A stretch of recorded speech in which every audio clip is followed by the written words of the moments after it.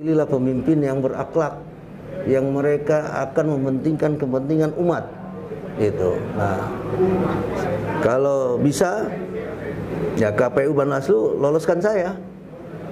Tidak ada persoalan bagi saya, bagi masyarakat kalau saya lolos. Amin. Amin.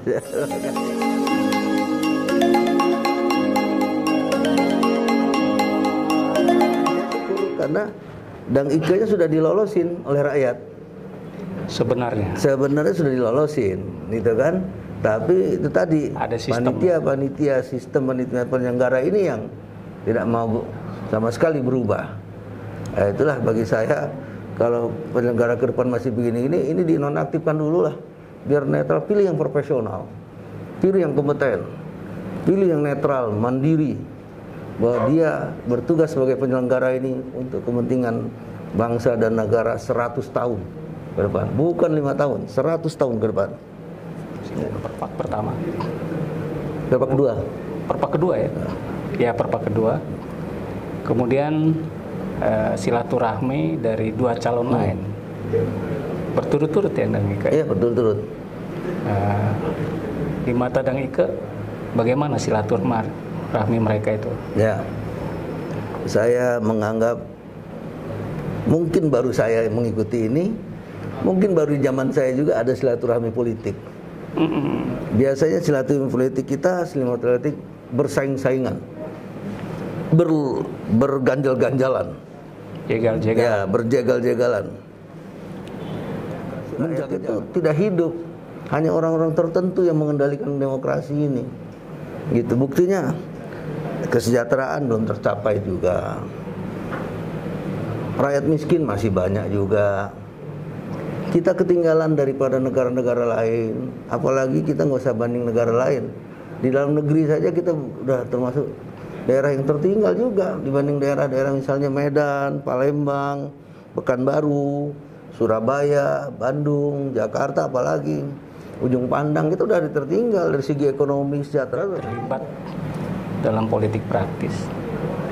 Nah, di samping kalau dikalahkan kan berarti kalau hukum kalah atau dikalahkan itu menjadi tidak berarti data-data Dang Ike.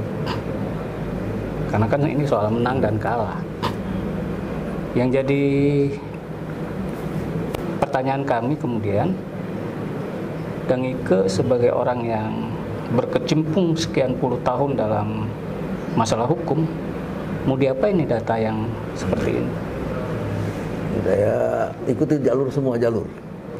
Semua jalur ikut, di PT UN ikut, di Bawaslu ikut, nanti di pidana ikut, DKPP ikut. Jadi semua jalur hukum? Semua, supaya memang harus berubah. Untuk perubahan? Iya, demi perubahan? Demi perubahan, harus berubah. Jadi itu yang obsesi penting yang bagi seorang Dang Ike ya, ikut dalam... Ya. Karena kita ini kan satu sosok pemimpin. Iya. Nah, pemimpin kita ini pemimpin di alam demokrasi. Iya. Maka kita akan melahirkan juga calon pemimpin. Maka pemimpin itu juga hidup di alam demokrasi yang benar. Dia nanti memimpin, maka ada lagi adiknya 5 tahun berikutnya akan memimpin juga demokrasi di alam yang benar. Jadi jangan sampai generasi sekarang ini memimpin di alam yang di luar kepentingan negara dan kepentingan rakyat dan kepentingan masyarakat, dan di luar kepentingan aturan yang berlaku. Nanti lahirlah orang-orang yang seperti itu terus.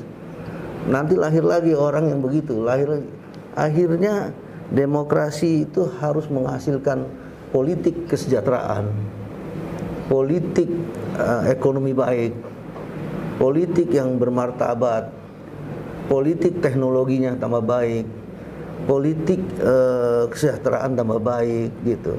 Ya, politik yang kemiskinan makin berkurang hasilnya. Nah, kalau politik lahir seperti itu, pasti kita akan baik, akan maju, akan sejahtera, berbudaya. Kita orang yang punya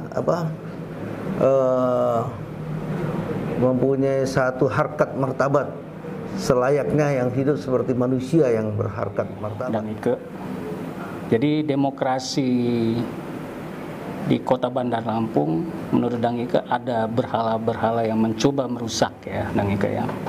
Saya berpikir bukan berusaha, polisi aja lah.